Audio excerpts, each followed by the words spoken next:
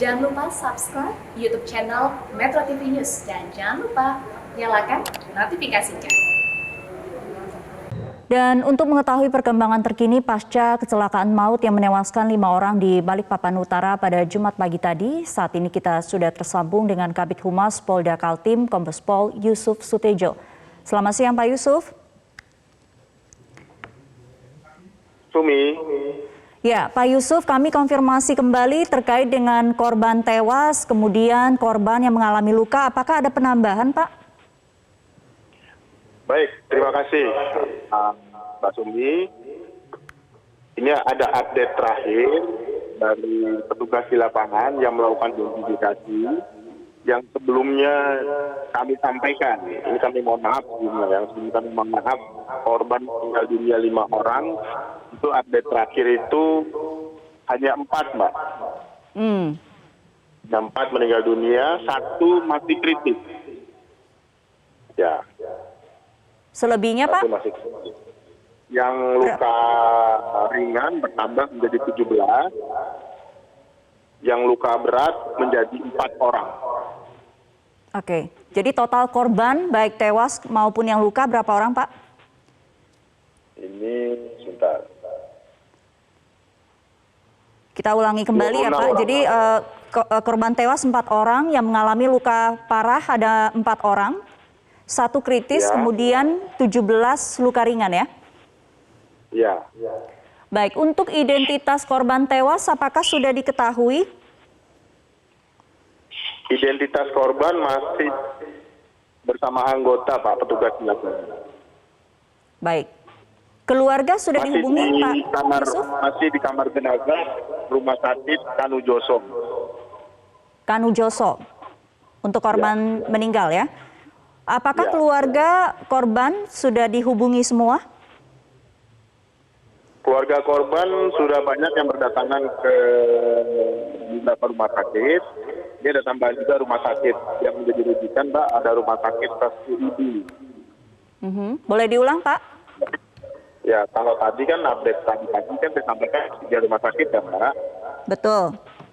Rumah sakit Kanujoso, rumah sakit Iman, rumah sakit Ibnu Sina, nah ini lagi rujuk ke rumah.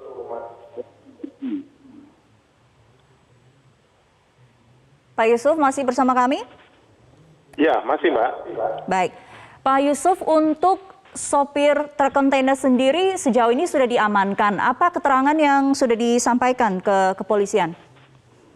Ya, hasil keterangan dari supir kontainer, dia mengatakan bahwasannya menjelang turunan, dia sudah melakukan pengereman terhadap kendaraan. Namun setelah diketahui bahwasannya itu remnya blong, dia mencoba melakukan engine brake dengan cara menurunkan perseiling tinggi menjadi rendah.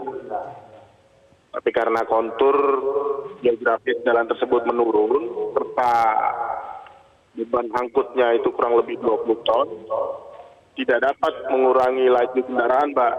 Dia tetap meluncur ke bawah dan akhirnya menabrak kendaraan di depannya yang sedang antri di lampu merah. Baik. Jadi ditambah dengan kondisi pasca hujan ya, jalanan yang licin, seperti itu? Ya, kurang lebih seperti itu. Baik. Tambahan. Berapa banyak, Pak, kendaraan yang tertabrak oleh truk kontainer ini? Kendaraan yang tertabrak kontainer ini roda 4-nya ada 6, Mbak. Itu terdiri dari 2 kendaraan pribadi, 2 pickup, dan 2 angkutan umum. Baik, ada kendaraan motor juga? Roda 2 itu ada 14 unit. Baik, ada 14 ya. Kemudian Pak, untuk kondisi lapangan sendiri saat ini apakah sudah kondusif mengingat ini termasuk jalan utama ya, persimpangan?